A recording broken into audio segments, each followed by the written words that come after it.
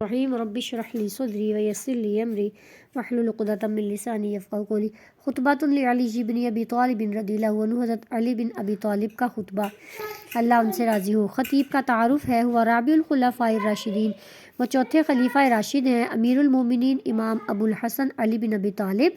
ابن عمی رسول اللہ، جو کہ بیٹے ہیں چچا کے اللہ کے رسول صلی اللہ علیہ وسلم کے، یعنی اللہ کے رسول صلی اللہ علیہ وسلم کے چچا زاد ہیں۔ ولد نحو سنۃ 600 ہجریہ،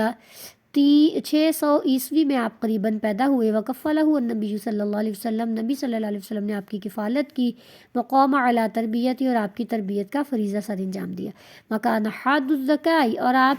حد درجہ ذہانت والے، نافذ البصیرہ، بہت زیادہ بصیرت رکھنے والے، وخزانۃ الحکمت والعلم، حکمت اور علم کا خزانہ تھے۔ فاحبہ النبی صلی اللہ علیہ وسلم حبا جما، نبی صلی اللہ علیہ وسلم آپ سے بہت زیادہ محبت کرتے تھے۔ وجعلہ رفیقہ فی حضرہ و سفرہ، اور آپ کو اپنے سفر اور حضر دونوں میں اپنا ساتھی بنایا ہوا تھا۔ وآخر، آپ نے رشتہ مواخات قائم کیا، یا آپ نے بھائی بنا لیا، بھائی چارہ قائم کیا، بینہ، اپنے درمیان، و بین نفسہ، اور آپ کے درمیان، یعنی اپنی ذات کے درمیان اور حضرت علی کے درمیان، یعنی حضرت علی اور آپ صلی اللہ علیہ وسلم بھائی بھائی ہو گئے تھے اس رشتہ مواخات میں، جو کہ مدینہ میں قائم ہوا۔ وزوجہ ابنتہ فاطمہ، اور اپنی بیٹی فاطمہ کی شادی کر دی آپ سے، التی ولدت لہ الحسن والحسین، جن سے کہ حضرت حسن اور حسین رضی اللہ عنہما پیدا ہوئے۔ وہو الذی خاطر بنفسہ فنام فی فراش رسول صلی اللہ علیہ وسلم لیلۃ ہجرتہ، اور آپ نے آپ صلی اللہ علیہ وسلم کا اس حد درجہ خیال کیا کہ آپ رسول صلی اللہ علیہ وسلم کے بستر پر سو گئے آپ کی ہجرت کی رات۔ وقد شاہد الغزوات کلہا الا غزوہ تبوک، آپ تمام غزوات میں شریک ہوئے سوائے غزوہ تبوک کے۔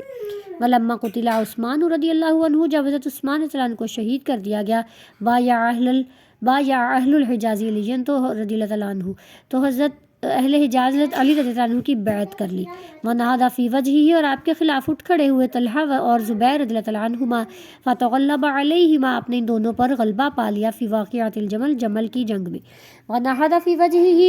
معاویہ، اور آپ کے خلاف حضرت معاویہ بھی اٹھ کھڑے ہوئے۔ وکانت بینہما واقعۃ صفین، اور حضرت آپ دونوں کے درمیان واقعہ صفین ہوا، التی انتہت بالتحکیم، جو کہ ثالثی پر ختم ہو گیا۔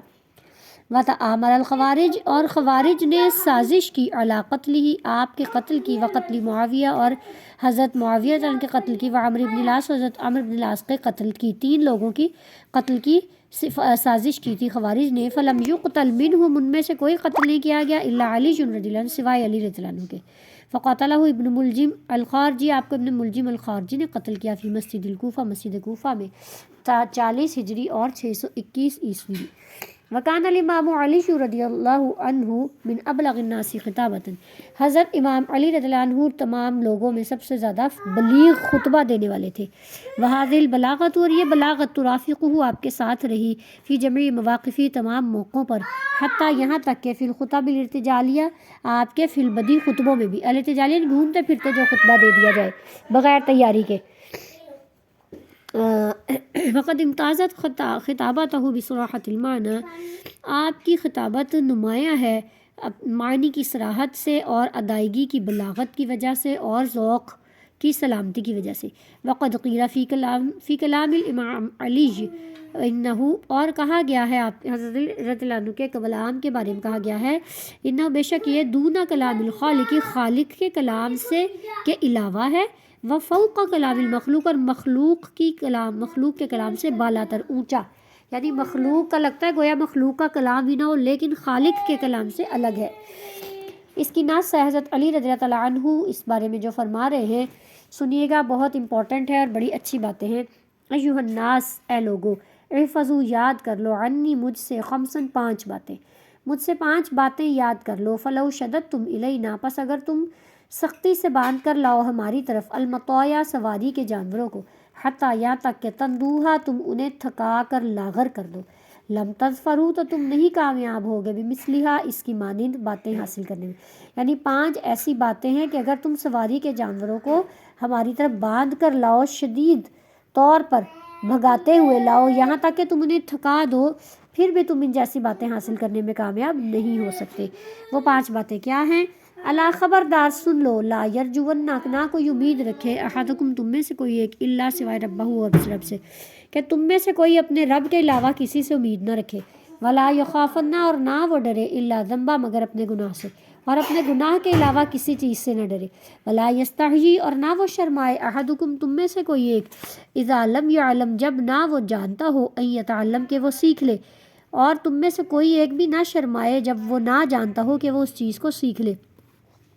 وَإِذَا سُئِلَ اور جب اس سے پوچھا جائے، عَمَّا لَا يَعْلَمُ اس چیز کے بارے میں جو وہ نہیں جانتا، أَن يَقُولَ کہ وہ کہے لا أَعْلَمُ میں نہیں جانتا، اللہ خبردار سن لو، وَإِنَّ الْخَامِسَةَ اور پانچویں بات، بے شک پانچویں بات، الصبر صبر ہے، فَإِنَّ الصَّبْرَ پس بے شک صبر من الایمانی ایمان میں، بمنزلتی